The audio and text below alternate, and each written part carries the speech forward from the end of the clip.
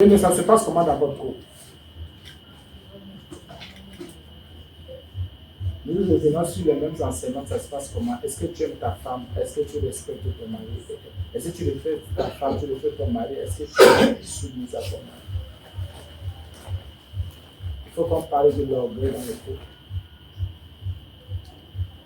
L'orgueil. Qui est plus orgueilleux que qui? Qui est plus en justice que qui?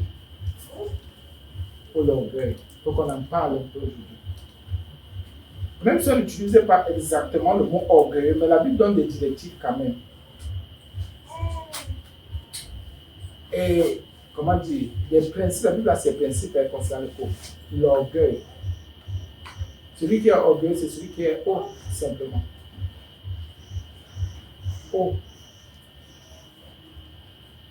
Il se sent au-dessus de l'autre.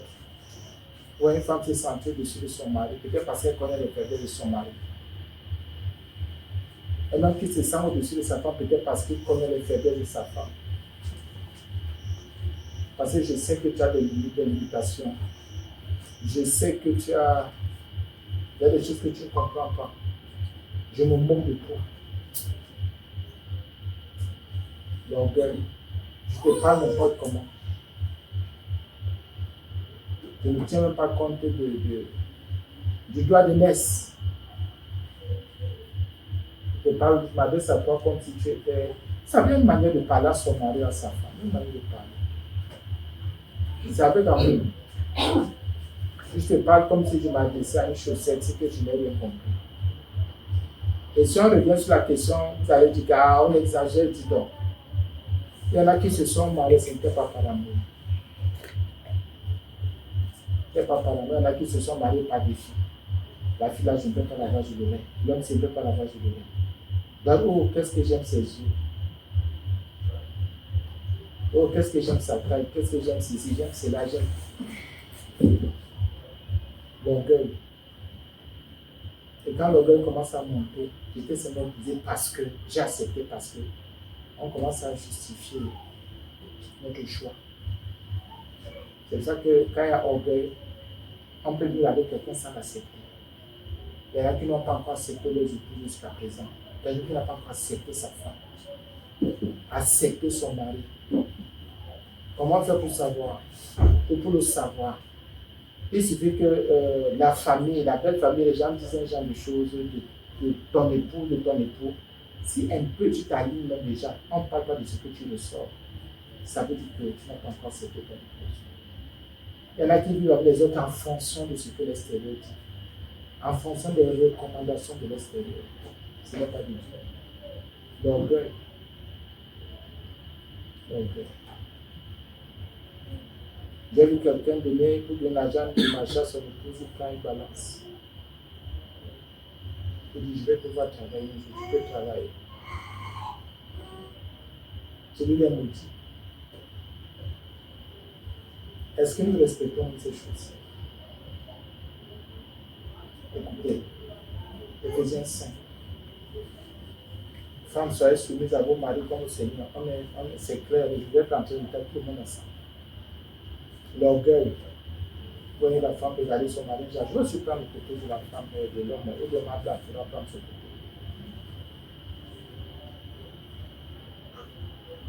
À vos maris, combien de femmes ici sont soumises? Parce que les femmes ont eu l'impression que leurs maris sont faibles, sont lents. Pourquoi on peut enseigner là-dessus? C'est comme si les femmes ne comprenaient rien. Ils sont faibles, sont lents. Oh, il y a un mot qui sort souvent ici. Oh papa, je trouve qu'il est lâche. Tu trouves que ton mari est lâche, que celui qui te fait les enfants est lâche.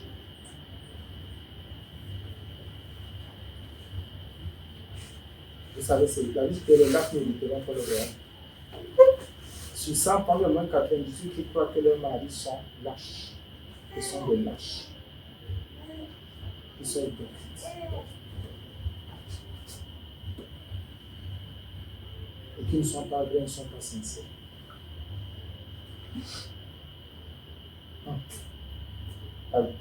Permettez-moi de percer un peu l'abcès là. Il y a des femmes ici qui ne croient pas en leur mari. Pardon. Non, quand il dit croire, les gens, que quand ton mari te dit quelque chose, tu acceptes. Vous n'êtes pas d'accord avec moi? Parce que est-ce que la base n'est pas le fait d'avoir beaucoup menti d'abord et d'en avoir pas tenu à plusieurs promesses? Parce que c'est souvent ça, et vous savez, ce n'est pas c'est quand on fait son lit qu'on se couche dessus. Hein. Si au début de votre relation, vous n'avez pas été une personne claire, vous n'avez pas respecté vos dits, les paroles qui sont sorties de votre bouche, comment la suite? La suite est logique qu'il y ait toujours un doute qui plane. Si par exemple, on parle de quelque chose, tous les deux, on prend une résolution et après, tu ne respectes pas. Tu vas faire à ta tête. Il y a d'abord quelque chose. Chaque fois que tu vas nous dire, je voudrais ceci qu'on parle, je ne veux pas apprécier. Parce que ça sert à quoi que je parle et que tu n'écoutes pas et que tu ne fasses pas. C'est comme si tu me sondais même. Donc chaque chose, quand parfois il y a même aussi du mépris, parfois c'est d'abord dû à quoi? Dû au fait que quand vous échangez, il y en a un qui ne respecte pas scrupuleusement ce que l'autre dit. Ce sont les bases, la relation, ce sont les bases. Si quelqu'un a toujours changé, a toujours fait le contraire de ce que vous vous êtes dit, il y a de quoi ne pas respecter, ne pas croire en cette personne. Elle est fausse. Je suis d'accord. Vous êtes aussi d'accord, n'est-ce pas? Bon, je suis d'accord avec elle, mais il y a aussi un problème. C'est qu'à un moment donné, on peut mûrir. On peut mûrir. Et mûrir ne veut pas dire que... On parle de base dans les premiers échanges qu'on fait, parce qu'on ne peut pas dire qu'on connaît assez l'autre. Il faut maintenant établir des règles nouvelles pour que ça se passe bien entre vous deux. C'est pour cela que le dialogue, au début d'une relation, est très important. Et c'est pour cela qu'il faut garder chaque chose que l'autre dit. Je voudrais que notre vie ressemble à ça. Je voudrais qu'on marche comme ça. Papa, avec le temps, ça peut évoluer, ça peut s'arrêter. Que ce que vous avez établi, c'était pour un temps. Mais il y a des choses qui ne changent pas. Par exemple, la façon que l'homme voudrait que tu t'occupes de lui, que la femme voudrait que tu sois disposé vis-à-vis d'elle. Ce sont des choses qui ne changent pas. Même si les enfants viennent, même si la situation sociale change, c'est la même femme, c'est le même homme. Les besoins peuvent grandir, mais la base reste la même. L'attention, les petits soins, ces choses-là restent, ça ne change pas. Il y a plusieurs éléments qui entrent, les enfants naissent et ça peut faire que la femme devienne plus occupée. C'est à l'homme de rappeler à la femme, fais attention, tu commences à ne plus faire attention à moi. Ce n'est pas de bouder. Il dit que depuis là, je ne comprends. Non, on le dit, c'est un rappel à l'ordre pour dire à l'autre, fais gaffe. Tu commences à t'oublier un peu. Pareil à la femme de dire, tu ne fais plus très attention à moi. Tu regardes plus aux enfants et tu es toujours fatigué. Quand tu travailles, garde toujours la part qui me revient. C'était un peu ça. Amen. Voilà Dieu.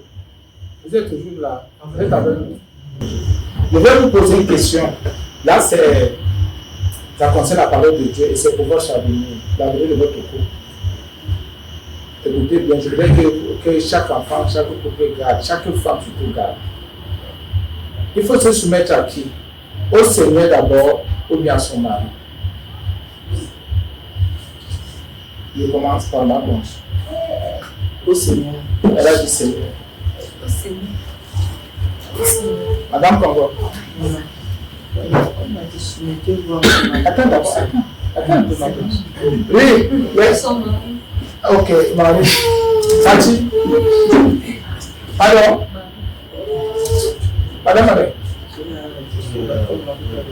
Voilà, elle a rectifié tout le monde, mais je vois que ce n'est pas toujours ça. Oui, même si c'est. Pardon.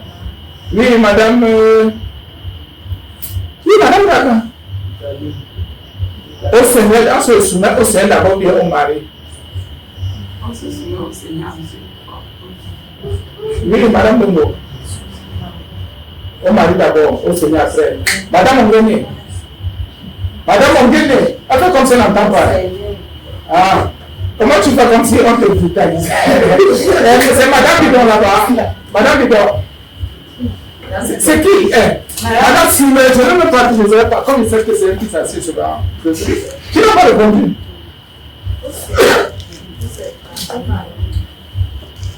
Femmes seules soumises à vos maris comme. C'est d'abord au Seigneur qu'on se soumet. Et maintenant, en vous soumettant au Seigneur, il y a le mot comme. Quand tu comme, ça veut dire que la référence c'est La première personne.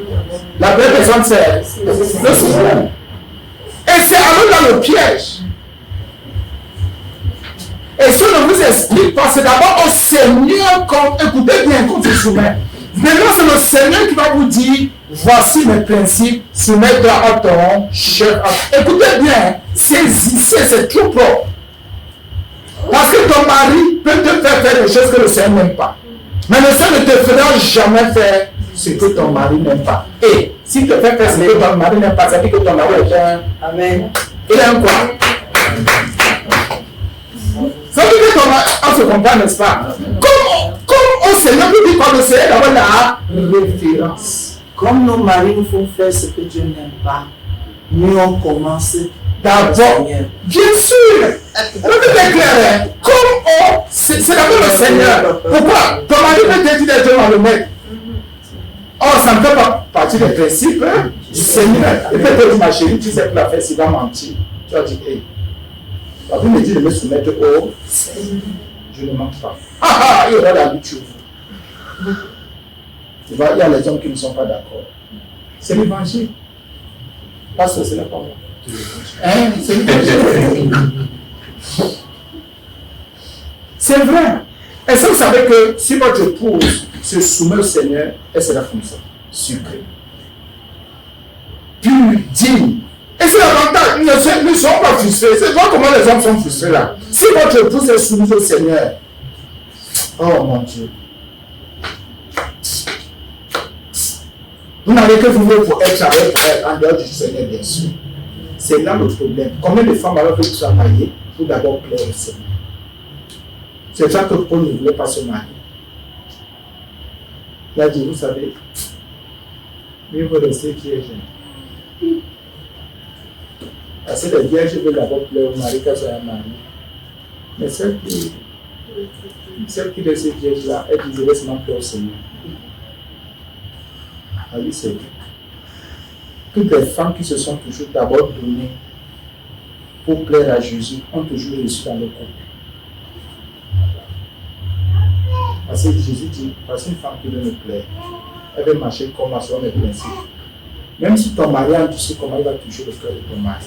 Même si il était lâche, incrédule, sorcier, il va te délivrer parce que ton cœur, parce qu'il va ton obéissance.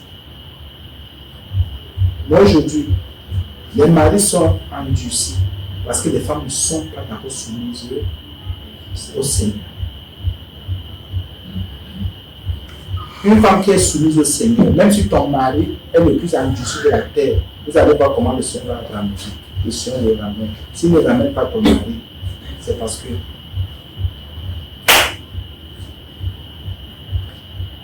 il y a le mot comme. Comme au Seigneur. C'est le Seigneur qui donne sa parole. C'est lui qui a institué le mariage. C'est lui qui vous a mis ensemble. Dans les femmes qui ont seulement le regard, je vais me soumettre à mon mari, qui va t'enseigner, qui va t'éclairer, qui va te révéler comment marcher dans ton corps, comment tenir ton mari. Comment? C'est l'esprit de qui? C'est ton esprit qui va agir, mais c'est son esprit qui viendra te révéler les choses. C'est d'abord le Seigneur. Tu marches bien avec le Seigneur, ton couple n'échouera jamais. C'est vrai. Il a l'air de l'air, de l'amour. Tu aimes ta femme. C'est bon. Mais avec le Seigneur de couple, il faut d'abord aimer le Seigneur. Le tout ton cœur, de toute ta force, de toute ta pensée, de tout ton être.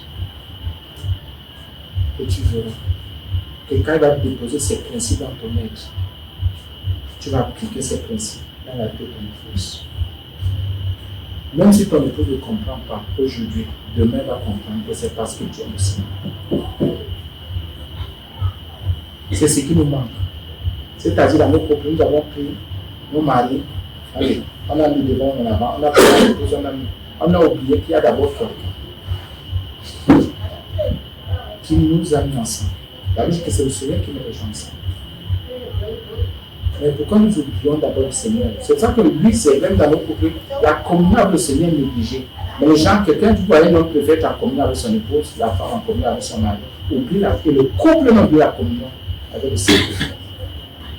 On oublie la communion avec le Seigneur, la femme oublie, le mari oublie. C'est normal qu'il y ait des colères, de l'orgueil dans le couple. Parce que la personne qui est la force de notre couple, la personne qui fait la force, la personne qui est, comment on dit ça, la puissance qui fait le tout de notre couple est de côté. La femme commence à compter sur son mari, le mari sur sa femme, à laisser comme ça. C'est d'abord le Seigneur. Mettez-vous et mettons-nous à la recherche du Seigneur. Nos couples vont briller. Nos couples, même s'il y a le plus gros démon des enfers dans notre couple, le démon va lâcher. Même s'il y a des choses qui résistaient, comment ces choses vont lâcher. Si le Seigneur Jésus est le fondement de ton couple, tu ne peux pas échouer. Ce n'est pas possible. Il faut savoir. La seconde va encore dire quelque chose. Parce qu'il faut prendre un cas. Tu ne dis plus la chose. Bon, dans le cas du diabète, la femme, qu'elle soit soumise à son mari, comme au Seigneur, à prêter sur le Seigneur, bien sûr que le mari est le chef. De la femme, comme Christ est le chef de l'Église, qui est son père. Or, donc, on doit soumettre à Christ. Les femmes aussi doivent être. Non, Marie, aimez vos femmes bien saines. On a déjà enseigné là-dessus. Regardez le moment. Aimez vos femmes comme Christ a aimé qui l'Église. Christ est là pour faire comment? Il chouchoute l'Église, il garde l'Église, il préserve l'Église, il remplit l'Église de dons spirituels, de cadeaux, de grâce, de pardon, de miséricorde.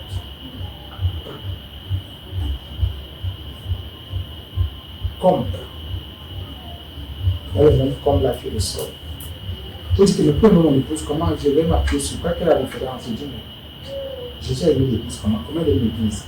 Je rentre maintenant dans les promesses, dans l'encadrement, dans l'accompagnement, dans ce que Christ fait pour l'église et dans l'église. Je m'appuie sur ces choses et j'applique sur mon épouse.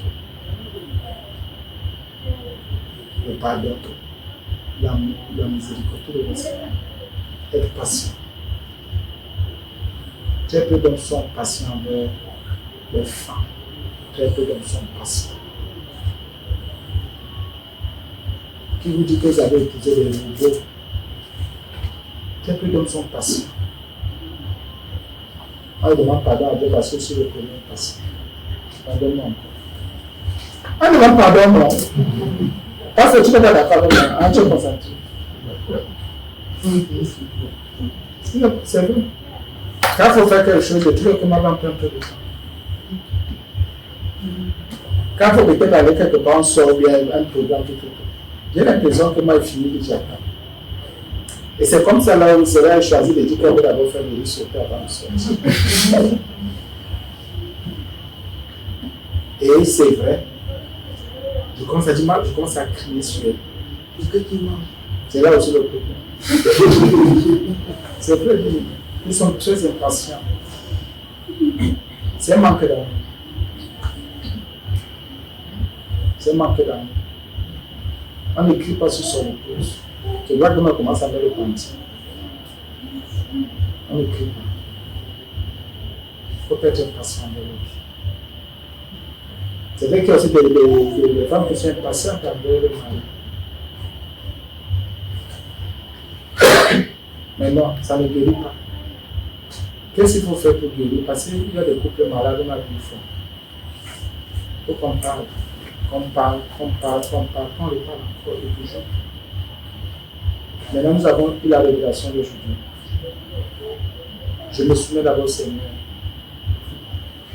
Et la suite de la suite, j'aime d'abord le Seigneur et la suite aussi. Il faut que mon couple glisse. Quels sont même les mots qui dérangent mon couple? En dehors de l'orgueil. Mon couple souffre de quelle maladie? Il y a des maladies physiques, des maladies émotionnelles, il y a des maladies spirituelles. Est-ce que vous savez qu'il y a un même démon qui peut déranger?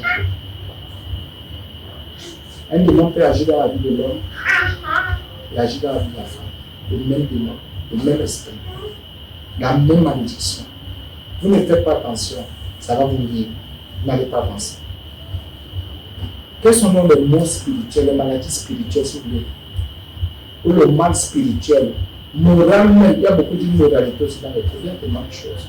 Comment faire pour guérir? Vous devez en parler. Ressortir pour dire voici la maladie de mon couple. Ma chérie, tu ne vois pas ça. Mon cœur, tu ne vois pas que voici notre maladie. Il y a des couples qui ne savent pas parler. C'est une maladie. Le manque de dialogue. Les couples qui ne se pardonnent pas, qui ne se comprennent pas, qui s'insultent trop, qui s'engueulent, ce sont. C'est ça, voilà. Et c'est à vous, et je voulais dire, déjà vous comme ça, voilà. Donc, c'est à nous d'identifier toutes les maladies qu'il y a dans le couple. Vous n'identifiez pas, vous n'allez pas vous en sortir. Plus un couple est sanctifié, plus il s'en sort. Sur le plan matériel, social et financier. Écoutez bien. Plus un couple est sanctifié, plus il s'entend, plus il se comprend, plus les conjoints se comprennent, plus le Seigneur ouvre les portes. Parce que le Seigneur aime bénir là où il y a la joie, il aime bénir là où il y a la paix, là où il y a l'attente et là où il y a l'harmonie. S'il se rend compte qu'il y a trop de discorde, trop de différence, trop de mépris, d'orgueil, il ne peut rien faire. Mais s'il voit que vous donnez à fond parce qu'ils sont de l'école, il voit que vous donnez à fond, il va vous bénir, il va vous discuter. Il aime quand les gens marchent main dans la main. Et c'est ça qu'on a vu une fois, il aime quand on a la même âme, la même pensée. Il bénit beaucoup parce qu'il sait que personne ne va abuser de l'autre. Mais s'il y a un orgueilleux, un éteint, il y a quelqu'un qui est bizarre, non, celui qui est bizarre va chercher à abuser de l'autre. Et qui abuse avec qui? On a quelque chose à vous dire, il faut qu'on habite ici. Donc, que chacun, s'il y a un homme qui a abusé de sa femme, qu'il arrête. S'il y a une femme qui a abusé de son mari, qu'elle arrête. On n'abuse pas de son conjoint. Amen. C'est une question. Il y a 22 ans d'arrêt. Pardonnez-nous pour le temps, mais je crois qu'on a pu la faire. Il y a une question, bébé.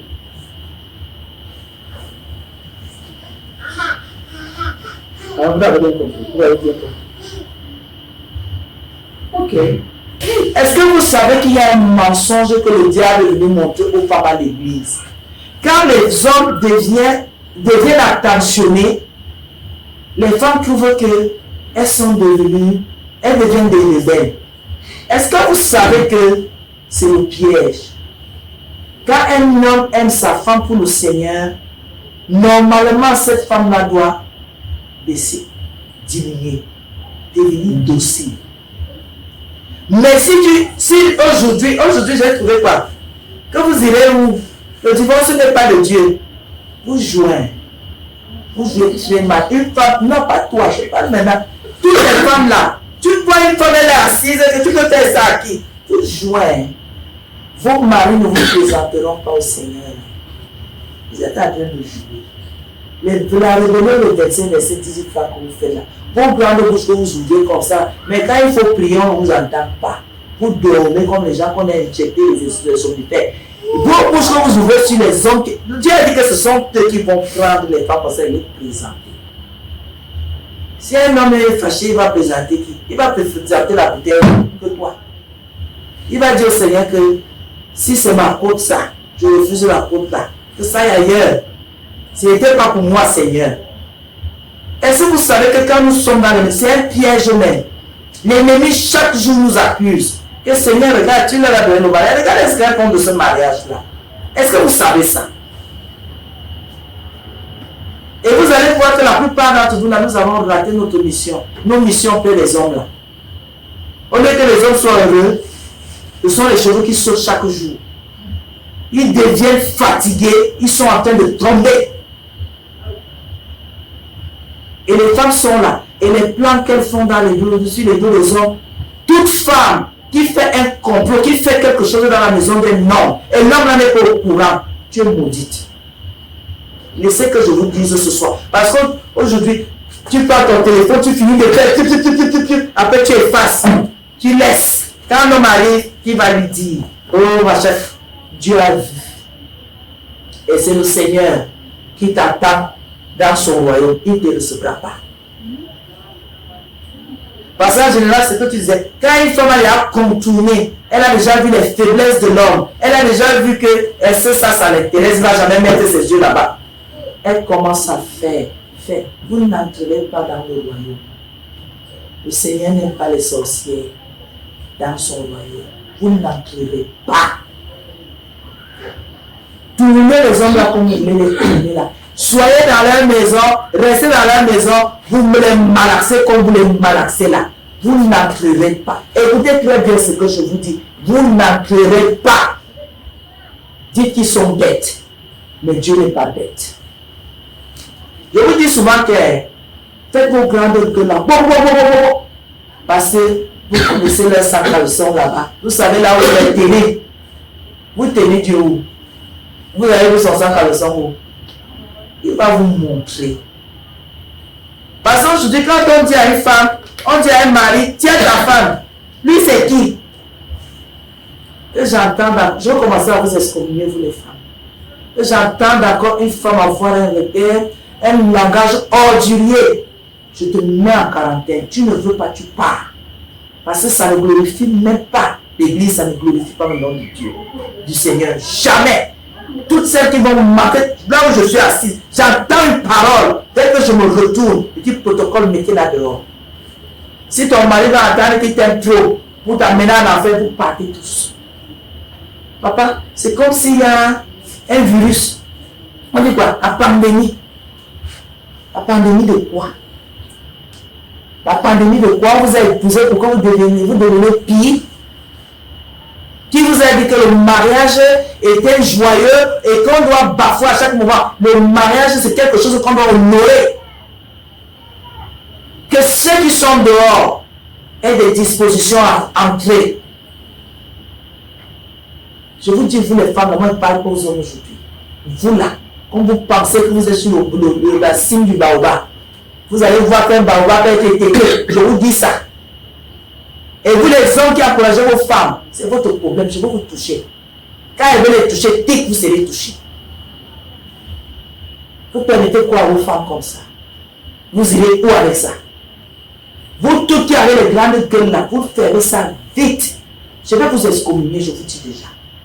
Parce qu'il y a un genre de comportement qui ne ressemble qu'à la sorcellerie, ce n'est rien d'autre. Je dis rien d'autre. Si on dit que il peut me punir, non? Si moi je trouve que j'ai fait quelque chose qui n'est pas bien, il me punit. Et c'est une affaire d'enfant. Mais discipliner, parce que punir c'est un discipliner. Et une femme dit que son mari ne peut pas la discipliner. Et vous aussi les hommes, vous me fatiguez. Quand une femme dit que tu ne peux pas la discipliner, c'est que c'est elle qui te commande. Tu vas parler à la femme de qui? Quand une femme dit que qui? Il peut m'essayer. Je regarde souvent l'homme. J'attends qu'il dise ce qu'un homme dit. Et tu dis ça à qui? Je vois l'homme fuir. Comme le maman qui a vu l'homme. Je regarde, je dis, ah, les femmes, si vous ne savez même pas que c'est l'enfer, vous êtes déjà en enfer, vous ne pouvez pas entrer dans le royaume des cieux. Continuez votre cœur, parlez de l'orgueil, non. Manifestez l'orgueil. Le Seigneur résiste aux orgueilleux, non. Il fait grâce aux hommes. Allez, continuez. Vous allez voir une femme montrer qu'elle avait son mari seulement pour combattre l'extérieur. Mais dedans, chien, chat. Moi, je voudrais que vous me donniez une autre révélation. Montrez-moi que vous êtes de la même race, vous êtes de la même qualité. Entendez-vous dedans, non? Pourquoi quand c'est seulement dehors, c'est là où vous voyez quelqu'un tenir la main de sa femme, tenir la main de son mari? Il pensait de quoi? Mais dedans, il ne peut même pas faire 5 minutes d'entendre. Je vous dis, il faut changer. Le mariage n'est pas quelque chose comme brandy, comme la barre qu'on montre au jour de l'état civil. Là, oh, par là encore, il n'y a pas de ça.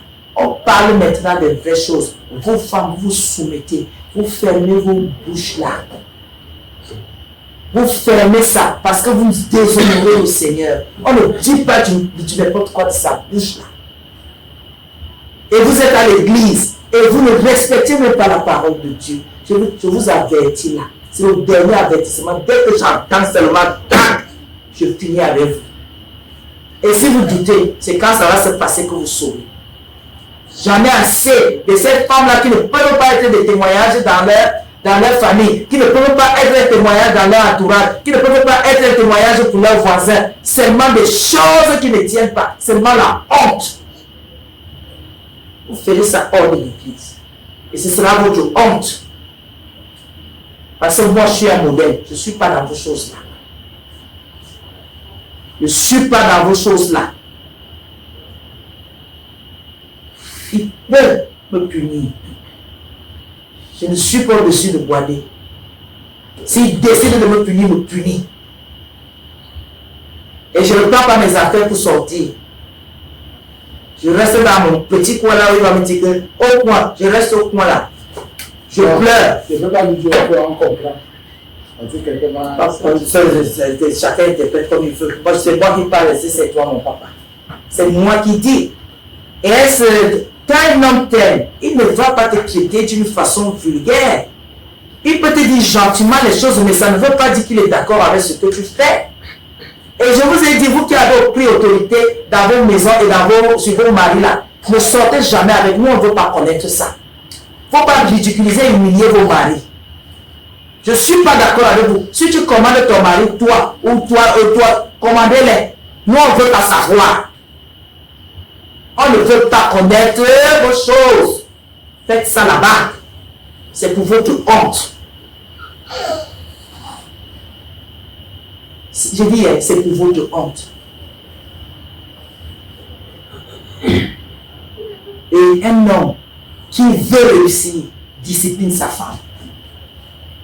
Il dit, je ne veux pas te voir déborder ni à gauche ni à droite, je veux que tu restes comme ça. Reste sur le chemin. Ce n'est pas la discipline. Parce que je veux m'en sortir, parce que je ne voudrais pas que si je sors, je suis dehors, que je trouve que tu as suscité des problèmes dans le quartier, dans la maison. Ce n'est pas... J'ai dit, vous qui vous êtes égarés dans les maisons des gens, c'est pour votre honte. Qui vous a dit que ce n'est pas un honneur pour un homme d'avoir une femme disciplinée, d'avoir une femme bien élevée? Qui vous dit que ce n'est pas un honneur pour un homme de rentrer chez lui et qu'on lui dise, je suis arrivé là, ta femme m'a dit que tu n'étais pas là. Et elle m'a donné un verre d'eau. Et elle m'a dit que je ne pouvais pas entrer parce qu'elle est seule et tout. Elle m'a donné une chaise là. Et polie ta femme. Au lieu de vous placer, il t'a pas dit qu'il n'est pas là. Ah non, comment? Tu l'appelles, non? Il faut l'appeler. Ah non! Faites attention. Et sachez que la Bible que nous portons, c'est tout ce qui est là-dedans qui va nous condamner. Et ça nous condamne même déjà. Et je dis, toute femme, s'il y a quelque chose qui se passe dans la maison d'un homme, l'homme là n'est pas au courant de cette chose-là, sache que tu n'es pas digne devant le Seigneur. Ça veut dire que c'est une insubordination, c'est un manque de respect. C'est quelque chose que c'est le mépris que tu as envers cet homme. Vous qui croyez là que vous êtes trop secrète, Dieu perce le cœur. Ils sont des cœurs et les leurs. On ne cache rien à un homme parce que nous sommes dans la mission de l'homme là. Nous devons rendre tous les comptes. Ce sont leurs maisons. Même si c'est toi qui as construit la maison là, s'il est là-dedans, il est ton mari. Il est ton chef devant le Seigneur. Le Seigneur ne regarde pas au bâtiment. Il regarde à ce que lui l'a établi. C'est que vous êtes en train de jouer. Et je crois que ça fait trop longtemps que vous laissez vous toutes là à faire vos bêtises là. Ça suffit comme ça. Et vous les hommes qui avez, vous faites pipi sur vous quand vos femmes vous parlent. Faites pipi, c'est normal. Ça libère la vessie. Mais vraiment si c'est par peur, au lieu d'aimer, vous avez tort. Et taisez vos femmes maintenant parce que je vais seulement frapper. Et si vous doutez, vous verrez. Amen. Ça va aller. Écoutez, nous sommes dans la sanctification. Si j'aime mon épouse, ça me sanctifie. Vrai ou faux? Ah oui, ça me sanctifie. Pourquoi? Je serai patient, je ne vais pas venir, je vais supporter. Je ne vais pas me mettre en colère. Ah oui, ça me sanctifie. Et par là, je mets la parole de Dieu en pratique. Non, je suis même équipé. Je me dis que la vérité, je suis juste. Oh, quelle grâce. Si je respecte mon mari, je vais respecter aussi mon prochain, les autres, les frères et sœurs. Ah oui, ça dit, c'est la première épreuve. Les premières difficultés sont dans nos couple. C'est pour ça que le Seigneur fait tout pour qu'on quitte nos familles, pour qu'on aille s'attacher aux hommes et aux femmes. Parce que c'est le niveau de discipline ne peut pas être le même. Le niveau d'amour ne peut pas être le même. Le niveau d'épreuve n'est pas le même. Parce qu'avec ton père, tu ne demeures pas où ta mère ou tes frères, tes soeurs, mais tu vas rencontrer un homme. Vous êtes obligés de rester ensemble. Les épreuves de difficulté, vous allez vous rencontrer. Ça va vous sentir. C'est-à-dire la vraie première sainteté. C'est pour ça qu'on dit que Christ est l'Église. Vous dites quoi? Christ sanctifie l'Église. L'Église obéit, se soumet à Christ. C'est une relation, pour la dire, elle est forte. Mais si tu aimes ton épouse, toi, homme, tu mets en pratique tout, c'est-à-dire 1 Corinthiens 13:4, bien aimé, au nom de Jésus, tu es sanctifié, tu es sauvé. La femme aussi qui reste son mari qui est soumise. Donc, laissez-moi ça, vous allez voir qu'il y a des choses qui vont vous guider, qui vont partir. C'est vrai. Vous savez, quand dit que l'homme est le chef de la femme, ne peut pas croire la paix, là, c'est tout le temps vrai. Il y a des femmes qui sont très fortes. Il y a des femmes qui sont intelligentes, des femmes qui sont, comment dire, qui ont beaucoup de discernement, des femmes qui ont beaucoup de sagesse, tout même qui sont... C'est pas basé sur ça. Il est mais non, c'est pour dire quoi? Pour dire que malgré toutes ces choses-là, l'homme reste le chef. Même s'il ne sait pas écrire son nom. Même s'il ne sait pas écrire. Même s'il ne sait pas parler. Même s'il ne sait pas lire. Même s'il ne travaille pas. C'est lui le chef. Même s'il n'a aucune fonction. Même s'il ne connaît rien. Même si c'est toi qui ramènes les millions, tu le nourris, il est ton chef. Même si tu sors, il est sur le canapé, il zappe seulement la télé. C'est que tu as acheté, le canapé que tu as acheté, la télé que tu as acheté, le courant que tu payes, il est ton chef. Il est ton chef. Aïe. On n'a pas dit qu'il est ton patron, mais il est ton chef parce que même si le chef il ne réfléchit pas, même le chien réfléchit. C'est ton chef, si c'est ton mari, il te commande. Devant Dieu, il dit, Dieu attend. Vous les manipulez, la vie n'entrerait pas. Vous êtes toujours là. Continuez à tourner leur cerveau, vous marchez dessus, vous n'entrerez pas. Les petites manipulations, vous verrez. Vous savez pas que la manipulation, c'est la sorcellerie. Continuez. Quand vous êtes dans une église où on parle de sanctification, vous allez détourner le message de dire, je vais vous proclamer ça chaque minute que vous êtes fait pour la faire. Et je ne suis pas avec vous. Moi, je viens du côté du Seigneur. Je ne suis pas d'accord. Elles ont déjà formé des petites choses comme ça. Et je vais commencer à vous dénoncer une à une. Dès que le Seigneur se révèle en public, je dose tout. Ton mari n'est pas content, il fait ce qu'il peut. S'il veut continuer à être manipulé, c'est son problème. S'il veut continuer à être chosifié, c'est son problème. Il est libre.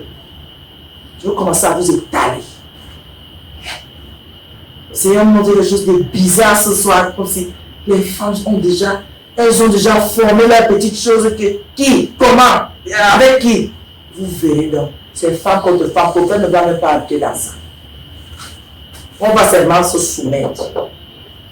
Que je vois un homme en train de parler, ta femme fait les yeux, comme vous faites les yeux là pour toiser les gens. Je t'attrape. Je t'attrape. Et dis, tu toisais qui? Tu regardes un chef comme ça là, tu es sûr que si c'était au travail, c'est qu'on ne va pas te renvoyer, te licencier. Allez, va t'asseoir là-bas. Tu commences à faire ta repentance et tu vas présenter tes excuses. On ne présente plus les excuses assises. Maintenant, c'est à genoux. Quand Sarah disait à mon Seigneur, vous croyez que c'était mon Seigneur avec le cou comme le mamba vert? C'était mon Seigneur. En se prosternant, parce qu'on se prosterne devant mon Seigneur. On dit les filles de Sarah. Les filles de Sarah ont les goûts raides que la bouche quand ça s'ouvre. Même les égouts de melon n'étaient pas comme ça. Ça, on va changer. On va changer les dames. Et les hommes, si, ils seront en paix, ils vont dormir, c'est comme si on a mis le ventilateur, la clim chez eux. On va ressembler aux vrais chrétiens. Vrai. Tu vois l'homme assis, la femme est debout. Que quoi? Comme les gens qui sont possédés. Vous verrez le Seigneur. On parlait de l'orgueil, non. Les bouches des femmes. Tous les hommes là, parfois, quand ils commencent à ouvrir, c'est comme si on te déshabille, tu n'as plus les habits sur toi. Tu sens comment le vent te prend de partout. Tu as froid, tu as chaud, tu as froid, tu as chaud. Quand une femme se fâche, les chrétiens ont le droit de se fâcher. C'est alléluia, papa. Excuse-moi, papa. J'ai compris, papa. D'accord, je veux m'arranger. Moi, j'exagère, n'est-ce pas? Et madame ne pas exagère, non? On va entrer au ciel. Elle l'a été. Dans la collègue, moi, j'exagère, n'est-ce pas? Tu ne réponds pas, c'est quoi? Qu'est-ce que tu dis? Qu'est-ce que tu as encore fait, ma fille? Soyez souriant. Ah oui, moi, j'exagère, n'est-ce pas? Non, je voulais juste poser une question. Ah oui, allons-y. Comme on parle de l'orgueil dans le couple, généralement l'orgueil entraîne des situations de, comme disent les autres, Iran. Et dans cette situation-là, la maîtrise de soi, c'est une manière, c'est une solution ou bien? Vous allez me poser une question. Moi, je vous envoie d'abord la question. L'orgueil suscite des réactions Iran. Quand l'Irak bombardait l'Iran, n'est-ce pas l'autre ripostait? Qui n'a pas le droit de riposter dans un couple? C'est d'abord ça la base. Qui n'a pas le droit de riposter? Voilà. Vous me posez des questions sans mettre chaque élément à sa place. Si l'homme parle, la femme va riposter. Vous ne répondez pas. Avant d'aller maintenant d'Iran-Irak, c'est deux États qui s'opposent pour montrer que l'un est puissant comme l'autre aussi est puissant, non? Ce sont deux puissances qui sont en train de se bagarrer. Y a-t-il dans un couple deux puissances? Y a-t-il? Non. Ou deux esprits, c'est le même esprit. C'est l'homme qui est le chef. Maintenant, il aime sa femme et il dirige sa femme, lui montre le chemin. Mais quand il y a déjà des affronts, c'est que quelqu'un est sorti de son cadre. Maman, mon mari me parle mal. Tu es obligé de répondre. On est obligé de répondre. Est-ce que nous sommes obligés de répondre si le mari a mal parlé? N'est-ce pas pas attendre 5 minutes, 10 minutes quand il est calme pour lui dire tu avais besoin de me dire ça. Est-ce que tu avais besoin de me dire comme ça? Excuse-moi alors. Prochainement, dis-moi les choses gentiment, je vais toujours comprendre. Qu'est-ce qui suscite les affronts? C'est parce qu'en général, quand on veut s'exprimer, l'autre nous étouffe et les mots sortent n'importe comment. Mais si c'est toujours fluide, on n'a pas une résistance face à nous. Ça sort, non? Gentiment, fais attention. Tu commences à trop manifester ça, fais attention. Regarde un peu. Hein? Mais si quelqu'un est toujours en train de dire, laisse-moi, tu es toujours en train de critiquer, vous allez dire ça différemment. Tu exagères. Comment on te parle, tu ne fais pas attention, tu ne changes pas. Le temps a déjà changé. Pourquoi? Il y a résistance. Donc la meilleure des choses, apprenons à dialoguer. Non, pas dialoguer, à communiquer. Et que on commence à travailler, que la personne qui est en face reçoive ce qu'on a à dire sans qu'on ne crie et sans qu'on ne bouscule. Quelque chose en pardon. La maîtrise de soi ne peut pas guérir l'orgueil, c'est pas possible. Tu peux te maîtriser, l'orgueil sera toujours là. Toi, ton épouse, l'orgueil sera toujours là. L'autre aura toujours le cœur haut, le cœur dur, fermé, le cœur La douceur nuit. En métier de son peuple. On attaque l'orgueil. Si on a en face de nous un homme orgueilleux, quand il parle, on ne doit jamais s'opposer à lui. Jamais, parce que ça fait grandir l'orgueil. Si on écoute et après on parle calmement, l'autre se sent que manifester son orgueil ne sert à rien. Parce qu'en face, il n'y a pas quelqu'un qui va répondre aussi par orgueil. L'autre absorbe. On finit par être brisé dans son orgueil. On commence à parler pour lui. Parce qu'en face, personne ne résiste. L'autre écoute. Ça ne sert à rien de lutter. Comme je t'ai dit, non, c'est pas la peine. Et je te disais hier que ça ne doit plus rester là. Et tu me dis, ah d'accord, j'ai oublié, excuse-moi. Mais écoutez, je te disais hier, quand tu n'as pas les mains, si tu as constaté que j'ai oublié, tu enlèves, tu parles à qui comme ça? C'est fini. Maintenant, il faut exercer l'autorité. Voyez, non? Maintenant, il faut exercer l'autorité pour dire, je veux bien faire les choses, mais je veux aussi t'enseigner à mettre de l'ordre dans tout ce que tu fais. Ce sont ces choses-là. C'est bon, ça va aller. Du courage. Tu vas arrêter là, parce que tu m'as pas métier d'arrêter. Aujourd'hui, tu vas entrer exponentiel là. Bon, on arrête. Mais je dis seulement, mettez en pratique la parole de Dieu, vous verrez, ça va devenir, mettons en pratique, ça va passer. Oui, mettons en pratique. Vous savez pourquoi, je veux dire ça comme ça, le blanc fait la chute parentale. Vous savez pourquoi? Vous connaissez même pas le mot. Je vais vous édifier. Vous savez pourquoi la chambre du papa et de la maman était toujours plus grande? Parce qu'ils pouvaient mettre un petit salon, la télé, pour leur intimité, sans toujours se mélanger aux enfants. Ils peuvent rester un temps avec les enfants, mais la plupart du temps, ils restent ensemble. Quand ils ont fini de s'occuper, il faut des choses. Commencez à penser à ça. Pourquoi nous sommes des chrétiens? Le chrétien, la femme chrétienne ne peut pas se dénuder, marchant en petite tenue devant ses enfants, mais dans sa suite, elle peut le faire. Elle peut rester dans un fauteuil, lire un livre, étant à l'aise. Vous voyez comment vous marchez avec les bébés et les démembrer partout, non? Vous ne vous avez jamais posé la question que pourquoi les femmes sont toujours emballées, elles-mêmes n'ont pas les démembrés. Il y a les démembrés, non? Il y a les bustiers, les petites cordes là, non? C'est pour cela qu'il faut des choses parentales. Commencez à penser à ça pour garder votre intimité et pour avoir une intimité. L'affaire, c'est qu'au même salon, les mêmes gens, et quelqu'un prend son ordinateur, il part placer dans le salon des enfants.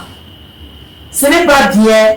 C'est pour cela que la femme ne peut pas être épanouie. Quand elle veut passer un message, le monsieur résiste au salon. Il y a la suite parentale, tu passes chez nous là-bas. C'est là-bas qu'il faut aller travailler. Un bien-aimé, commençons à penser pour ne pas offusquer les enfants et pour que maman, on ne voit pas certaines choses, un comportement venant de maman. Pensez à ça. Vous avez les maisons, nous construisons toujours les maisons comme les maisons de grand-père et de papa. Construisons comme les gens d'aujourd'hui qui ont une vision. Celle-là d'entretenir notre groupe et que les enfants voient seulement le bonheur qui sort par la porte le matin sans comprendre ce qui s'est passé. Pensons à ça profondément. Hein, les papas, donnez des suites au moment. C'est bon, on fait du message, Disons, message ici, pour parce qu'il nous donne l'autorité, la puissance sur l'orgueil. Et nous parle de l'amour, de la soumission, du respect, de l'attente, de la communion au nom de Jésus, de la confiance entre époux et époux au nom de Jésus. Merci Seigneur pour tout ce que tu es. Au nom de Jésus, amen.